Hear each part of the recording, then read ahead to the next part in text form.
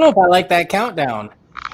Hey, everybody. I am Ian Williams. We are here together with the Real Estate Lab podcast, where we talk about real estate in the Austin and the greater Austin metropolitan area and help to answer questions that anyone may have who's interested in real estate. So with me, I have a couple other people. I'm going to let them go ahead and introduce themselves, starting with Liberty. Hi, I'm Liberty Walker with Pure Realty, serving Cedar Park and Austin, and happy to be here. Thanks, Ian. Thank you. JJ. JJ Tolentino, Keller Williams Realty. I'm actually making a new team. So I'll tell you about the team later. But heads up, my daycare closed today, and it's one-on-one with me and my 20-month-old. It's probably going to pop in. Nice. Crystal. Crystal here with Keller Williams Realty, the Northwest Market Center. Good to be here again. I think I still hear that noise. We were talking just before the stream. There's a little bit of a sound variable. How about this? I'll just mute myself for now, and then when I want to speak, I'll unmute. Okay, I like that. So, once again, welcome everybody. We're going to go through today's topic is renting versus buying. The thing is, that is a constant concern. I'll say all throughout history, all throughout people's lives, as the seasons change, as they consider relocating to and from Austin or whatever areas they live in, because you might hear rent is always high and buying houses is challenging.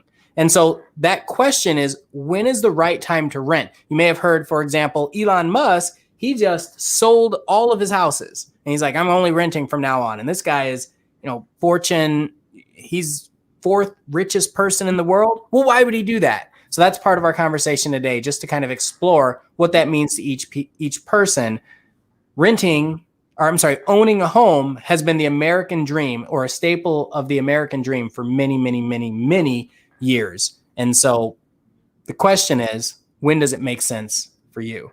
So I'm going to start with this article. We have the first question that comes up is how long you plan to stay. So that's one of those questions that you have to ask. And I'm going to ask any of my colleagues to cover that one first. So how long do you plan to stay? How does that pertain to renting versus buying? Whoever'd like to. I think this is a really important question. And I do get it a lot from clients that they're like, well, I'm planning on moving in 3 years. And I'm like, well, it might not be the best decision to purchase a home and then turn around and sell it.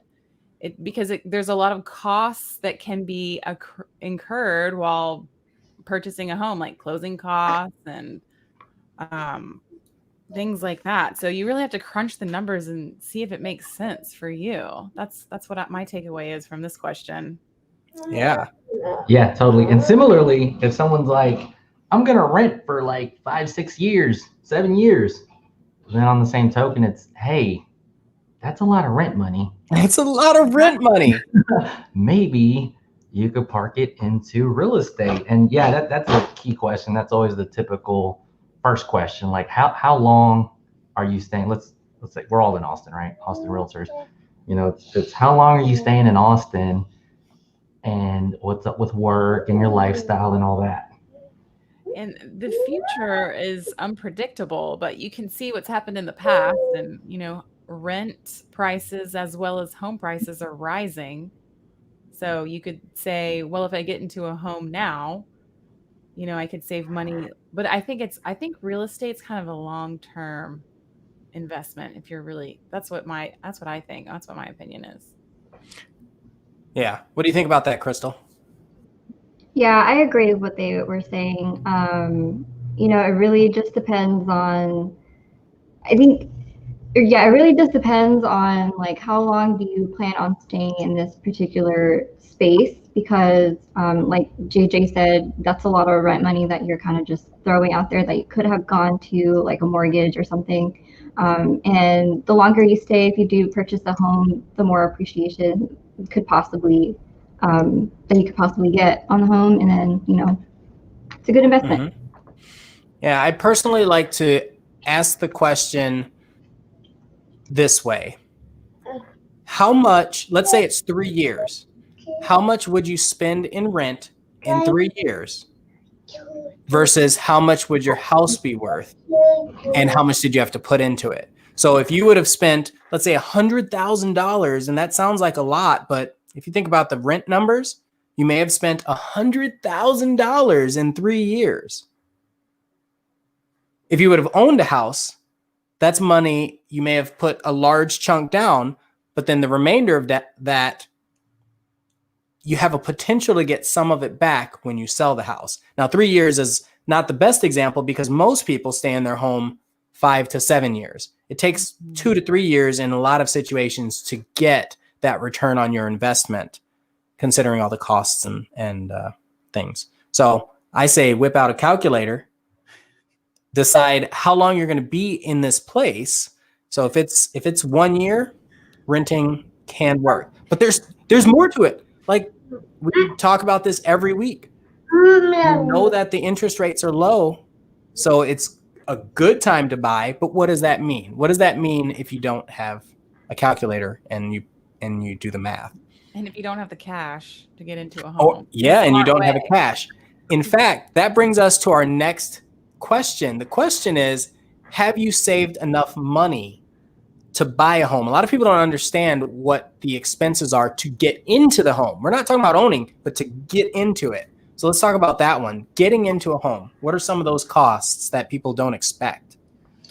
You're going to have to bring 6 to 7% at least in closing costs to the closing table. You know, a lot of people don't think about that. People don't. They don't think about. So let's go over some of the costs. We have closing costs. We have down payment. Down payment. What else do we have? We got realtor fees. I guess the selling side pays that. I guess something aside from, mortgage and title fees is like maintenance fees on that particular home. Taxes and mortgage insurance. Like, I mean, those are kind of with your monthly payments, but. So, JJ, what do you think?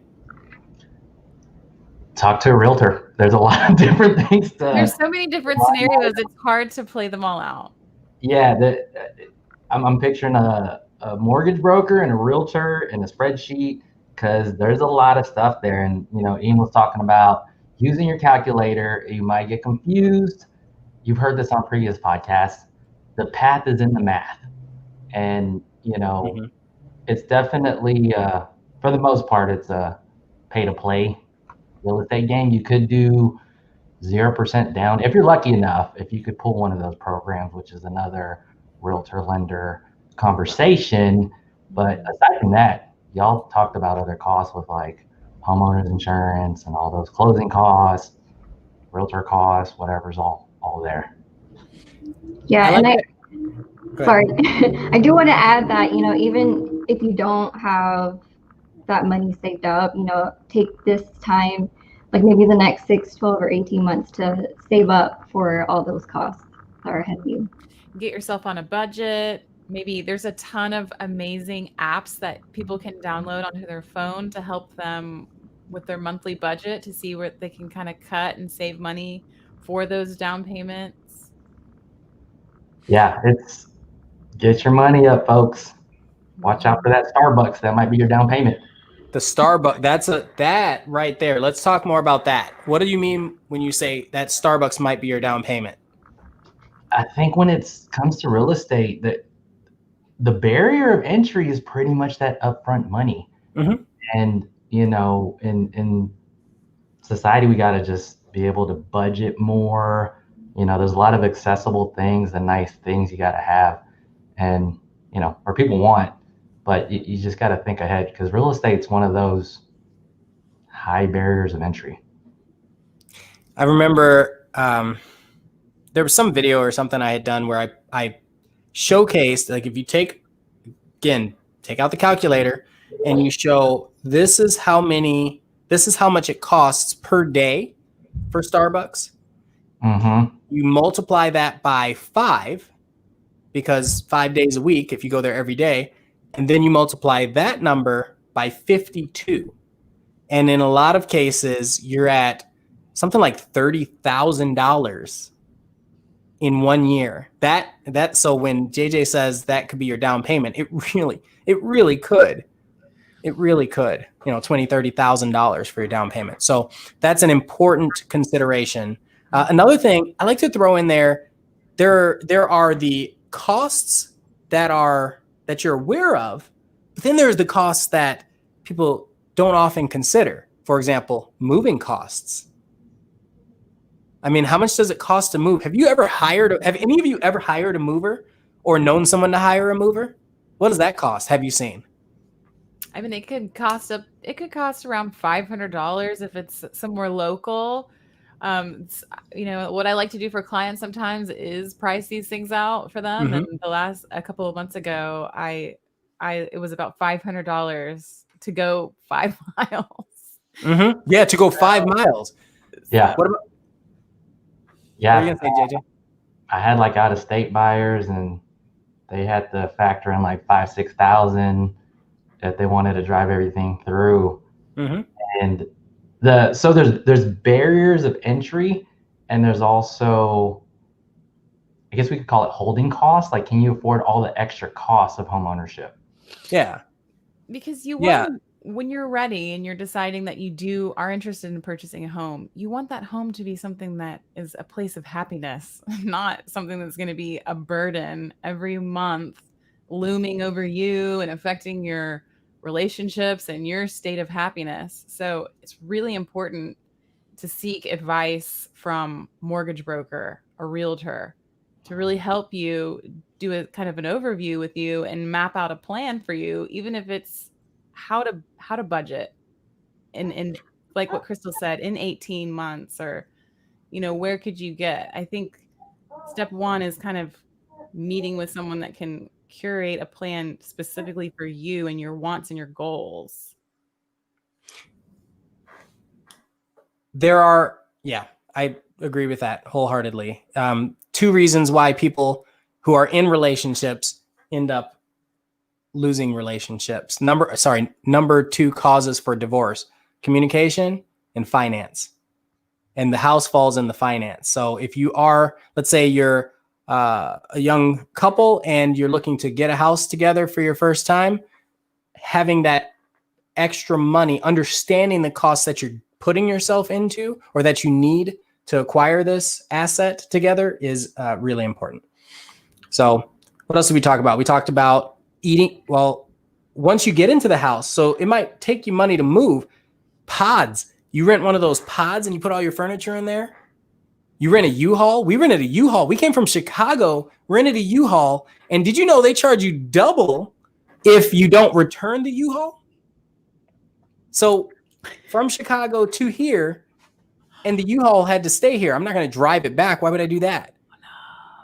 Yeah. So I had to pay double. It was like $2,500 just for the U-Haul and the gas and the trailer. That's it. Oh no. Right. Yeah. And I didn't pay anybody but pizza to load the thing.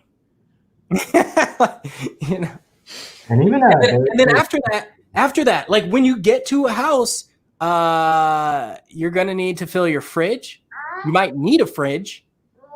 Yes, that's important. You might need a fridge. I never think about that, but when you're moving into a new home, you threw out your mustard in Chicago. Mm-hmm. You're gonna have to buy your mustard. You're gonna have to buy your salt. Yeah, it adds up. It adds up. It does. A hose, a lawnmower. If you don't have a lawnmower, then you have to pay somebody, and it's like $40 every time they come out. So if you have a single family residence, we know JJ, you're a fan of the condos, so that changes things. That's a different perspective, whether you have a condo or a duplex or a single family property. But all important considerations. Hoses. Guys, spend like $40 on a hose. What? Shopping wise, I had buyers that, again, barrier of entry wise, that just shopping lost out on a $500 option, paid for $100 worth of inspection. There's a G right there on the deal that just didn't happen. Mm-hmm. Yeah. Ooh, I've got one. Let's talk about connection fees. Has anybody had to deal with those? So like to get water hooked up at your place or electric? Well, now there's these really nifty companies that are like the concierge. They'll incur all of those fees. I mean, I've never personally used one. Have you, Ian? Have you used a concierge service for utilities? Do you have any? I feel a certain type of way about them. Okay, because it seems exciting to me. I want to recommend it to my clients, but I don't know if I should. Ian, you're giving me that look. Like maybe I shouldn't. I have something to say about it. What do you think, Crystal? About concierge? Yeah, and utility fees. I'm not very familiar with those, but utility fees they were quite, complicated or pricey to even like start. Did you have to pay those, JJ, in your place? I know people charge extra just for working in high rises. Like a mover has to deal with stairs and oh my gosh, parking. Huh. It's pretty crazy. So the idea of home ownership is like you have barriers of entry, which could cost X amount, and then you have the carrying costs because you're also paying your interest, your homeowners association fees, and the idea is that you're weighing cost versus the principal that you're paying off for one. So it's kind of like you're living in an account that you're depositing money in. And then the idea of really good real estate, ideally it appreciates and that account goes up. And that's kind of the pay to stay game. So there's pay to play to get in, and there's pay to stay to continue playing the real estate thing. So that's the idea of home ownership, basically. To circle back around to what you were asking, Liberty, is so I've used concierge services. So I'll give you an example. If let's say you're relocating and you're moving to a new house and the water gets cut off in the transition, right? So the seller has a house, they cut the water off, and then the buyer has to pay to have that turned on. Here, it costs us around $150 just to get the city to come out and turn it on. All they have to do is get into the ground and turn a switch, but we got to pay it. Whoever is paying to have the service turned on has to pay that money. That's the first thing. So the concierge service, the idea is you call them and they do all the work. The key is they get a lot of money, kickbacks, if you will, from these companies. So like if they sign up for a security service, the security service will pay them $250 instead of paying you because you're the one that helped them connect with the client. So that's how the concierge service makes their money, by taking all of the proceeds that they would otherwise give the person who recommended them. So it's really interesting the way they work. So it does make it easy for the client, though, in most cases. But what I don't want to happen with my clients is I don't want this concierge service to only send them companies that are going to make them a lot of money. Right. Yeah. That's where it gets scary, right? So if it's like there's 3 security providers in the area, you've got like ADT or Vivint or Safe Light or whatever, right?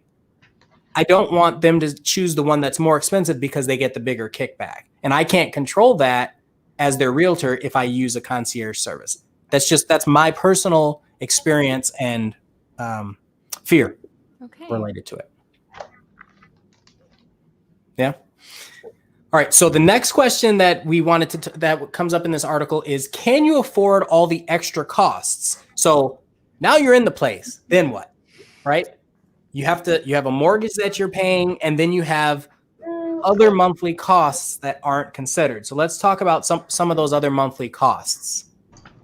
I think it's very different when you're owning a home compared to renting, because when you're renting, you have maintenance people who can come in when you can submit a maintenance request. They'll fix it. You don't have to worry about it. When you're owning a home, and I've experienced this myself since now, my brother and I own a home, we have to take care of our pests. If there's any pests in here, we call pest control. We had to take our trash out at a certain time or else they won't get your trash. We had to mow our lawn. It got, super like tall very quickly. And it's just, a lot of those expenses kind of add up. So I think it's something that you definitely want to prepare for if you're transitioning from renting to owning a home. Very much so. JJ, Liberty, what do you think? I'd like to add that, when you first get into a home, in my experience, it's so important to get a home warranty because right out of the gate, because when I first purchased my first home, I'm like, I'm going to save so much money getting into my home. And then like a month in, my AC unit broke. And so I was like, what do I do? Luckily I had a home warranty company that was there that swooped in and saved the day. So I am like a huge advocate for, do your due diligence and really find a good plan for you to protect you for some of those things, to keep the roof literally over your head. Cause those are big costs. Those are like 10,000, 9,000, depending on how big the house is. So 2 questions about the home warranty. The first is, how much would you say it costs annually? And then the second is, what do you think deductibles, like what would be your deductible, for example? I can't off the top of my head remember what our deductible was for the HVAC to get replaced. Okay. I've seen like $50, $50, $75. It was very small compared to the amount cost to replace the unit. But yeah, I mean, the home warranty company that I used, Home Guard, I purchased it in the beginning, right when I first got into the home, and it covered me for a year. Yeah. And I don't think I have one right now. It's been 5 years. But oh, wow. Okay. if it's exceeded, we don't have a home warranty. Yeah, but if it saved you that one time, it's like car insurance. Yeah, it also bought me a water heater. And they replaced your water heater. So you get this home warranty when you move into the house. Yeah. It's like when you go to Best Buy and they ask if you want a warranty for your TV and you're like, I always say no. Well, I always think you're a scam. The thing is, your house is it's a lot more expensive than a TV. Right? Yeah, exactly. I mean, I think I purchased like a pack of batteries the other day and they wanted me to have an extended warranty on it. I was like, What other costs do you have, JJ, Crystal? I personally am thinking opportunity costs. Okay. I got my home, I purchased the condo in my 20s, and I probably did it too early because I honestly wanted to move, but I purchased it in 08. The market crashed and the price kind of wasn't going up, and I was kind of waiting for it. So, if I wanted to leave, I didn't want to pay to leave. So to me, that was like an opportunity cost story. So that's a reminder that how this podcast started, that it's a commitment. Like, you should stay in it for a while because you don't know what's going to happen in the market. And the idea is you're looking for appreciation and debt pay down so you have more equity, so it makes sense. You don't purchase just to move around and pay more closing costs like we're all talking about. Exactly. Right. Hey, David, thanks for watching. Let us know if you have any questions that we can answer that you think might help some people. He says he likes the name Real Estate Lab. I like, Real Estate Lab. How did we come up with that name? So one of my favorite podcasts was Radio Lab, and so we kind of just played with I think it works. It makes sense, and it's about it's real estate all around the area, not just for realtors, not just for consumers, but just a natural conversation. I like it too. I think it's a good name. So go ahead.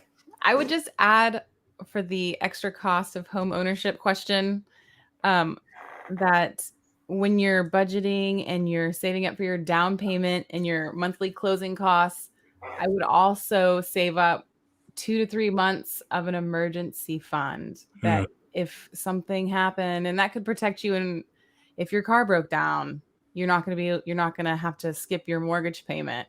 Or if you needed to fix a window, you could do that. Just a little buffer. some of the buffer is important because there are a lot of costs that people don't anticipate. So I think I had mentioned when you move here and you don't have a lawnmower. Well, to go out and buy a lawnmower, you're going to spend $200, $300, $400. And an apartment, you don't need a lawnmower, right? So if you're at a house, you either have to buy one or you have to pay someone to come do it. And those costs get pretty heavy pretty quickly. And that's not just the lawnmower, that's trimming trees, maybe cleaning your window, any of the caulking around the house. A lot of this you can learn to do, but when life hits you and you have to work, it's not always feasible to get these things, to plan to have these things done on your own. So it's a good idea to just have that extra income ready. I think it also depends on what you're buying, because JJ, you could buy a condo or a townhome, and you can also buy, just a house with a lawn. But sometimes condos that you purchase don't have a lawn, so you still don't have to worry about that. You're right, but you know what he has to do? He has to pay condo association fees. Yeah, he does have to pay. That costs way more than it does for me to pay for a lawnmower. Lawn. But it's not just the lawn; it's all the other things too. Yeah. Right. So that's why they get those condo association fees. Plus, he's got a pool that he has easy access to. There are a lot of things in there that have a cost. David, David, who had left a comment earlier, he just said pest control. Right. I just had my pest guy out yesterday, and he comes, I think once a quarter, because that's necessary here in Texas. Mm-hmm. Seasons are changing, Seasons, the bugs are moving. leaves. It's been wetter than it has been in the summertime, and those Oriental tree roaches are going to be coming on your roof. Tree roaches. Yeah. Well, we're not going to talk about the tree roaches. I have a salt shotgun that I use on my tree roaches. So oh no, get it on Amazon. It's that sounds messy. That's why I call the bug master instead. Yeah, I guess that could work. Okay, so last question to talk about today. The question, I actually like this question. It says, are you ready to be a homeowner? Because remember, this is about renting versus buying. That's a good question to ask then, right? I love this question because I think about this all the time. Whenever I first moved to Austin after graduating from college, I always think, oh man, I wish I would have bought a house then. I wish I would have bought it. That was 10 years ago when I could have, found something somewhere closer to town than where I am now. But I was not ready. I didn't even have a job. I was like working at Chewy's on the weekends. Like I wasn't ready. So that would have completely, who knows where I would be right now if I tried to get into a home. JJ, what makes you ready? Or Crystal, what makes you ready? What made you feel ready? Personal story or client stories? I wasn't either ready. way. Either way. This is a discussion about it. I don't know. Like in the end, it worked out for me, but I was one of those buyers, and this is in the 2000s. Yeah. Where closing in 2008, I thought I could flip the thing in like a year and buy like a Benz or something, and the market crashed, and I was like, oh my gosh, I'm so stuck in this unit. And you paid a lot for it. I paid a lot for it at the time, and I just stuck with it. And then in the end, because of the appreciation, and it is downtown Austin, it worked out because that equity and the debt pay down started working out. I don't know, like I wasn't ready, but it worked out, so I guess I was ready. But I think as long as you ain't getting foreclosed on, you could be potentially ready. Yeah. So my story, or my brother in my story, I wouldn't say we were even ready. I would just say that it was more for a long-term investment, because and I'm saying we weren't ready mainly because my brother still had a lot of student loans, and so the only way we could afford the house was to get a cosigner, because of those loans and the whole I guess debt to loan ratio, debt to income ratio was like a little off. But so that's why you get a cosigner so that you can get a loan to, buy a house. But yeah, that was sort of our situation. But we still wanted to do it because even if we're still renting, like our rent would have been the same. Like the mortgage and the rent would have been the same. So we were like, well, why don't we just buy our house and then like lease it out, like lease the empty rooms, we can do that. And so that's kind of like what our plan is and still is. I love that. I think that almost answers the question for people that are employed and have decent credit. So if you're employed and you have decent credit and you have a desire to own a home, look at it like, when does the cost of renting eclipse the cost of owning? Oh, that's a good word, eclipse. And once the rent is higher or even coming close, then that's when I would say it's most likely that you're ready. And to your point, Crystal, when we bought our house, the first thing we did is we put it on Airbnb and we rented out a room in our house. And because a house is debt, and this is a Dave Ramsey thing. It is debt, either Dave Ramsey or Grant Cardone. It's debt until you're making money on it. It is not an asset until you sell it or until you're making money on it. So if you have a house, Airbnb or any other kind of rental service, you can just rent out the rooms normally.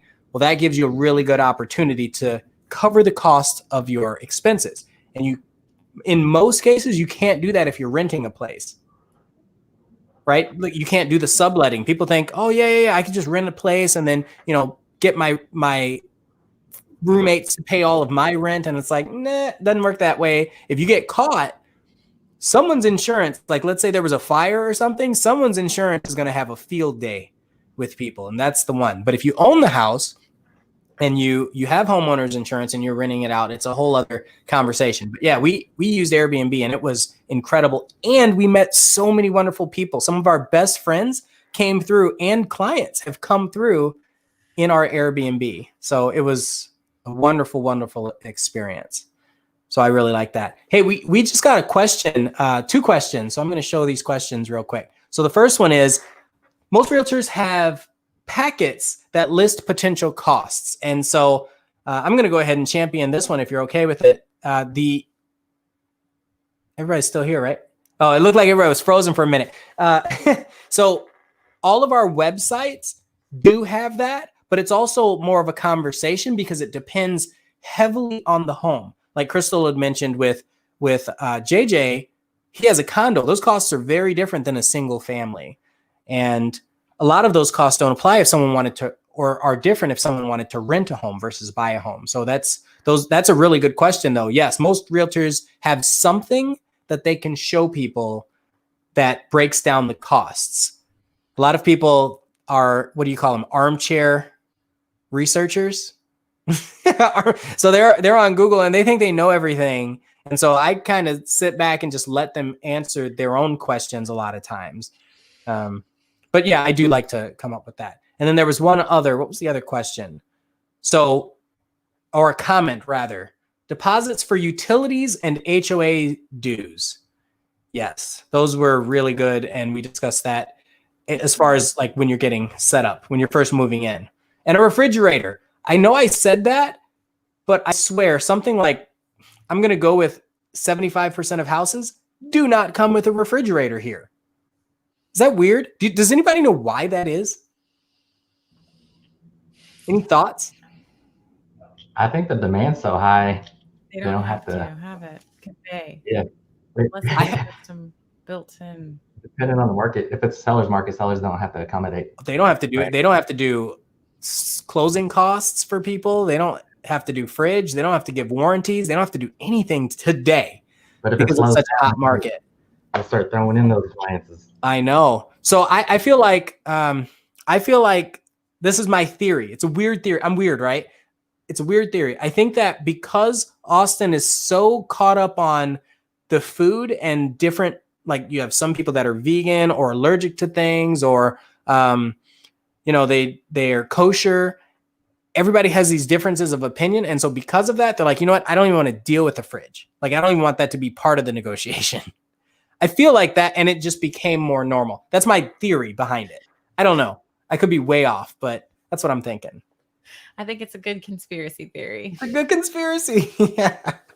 All right. Is there anything else you want to add before we go make our rounds and give our contact info? I think that, you know, if you think you're ready, or if you are wondering if you're ready, contact a realtor and go and start there, you know? Yeah.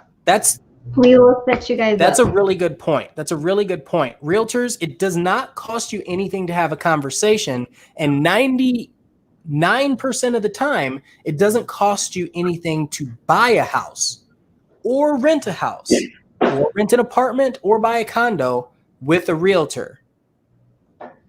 Realtors get paid from the seller.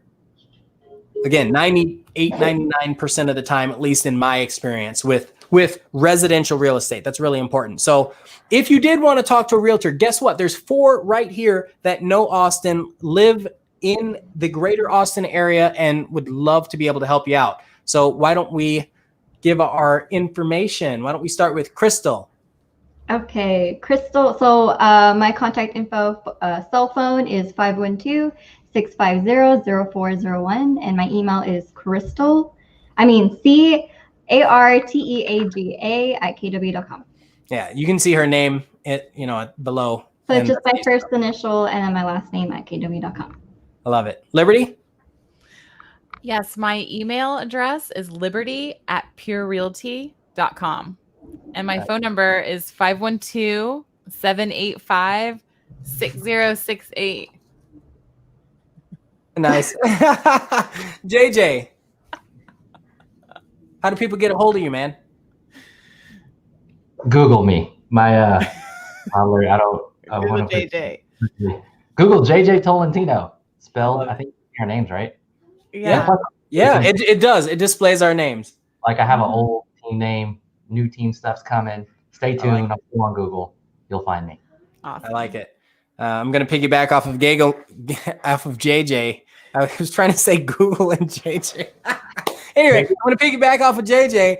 I go by Ian of Austin everywhere on the internet. You can find me. It's right here in the middle. If you type in Ian of Austin online, you should find me. If you don't, reach out to JJ, Crystal, or Liberty. All right, everybody. Thank you so much. It's been a pleasure. See you next week for the Real Estate Lab. Bye now.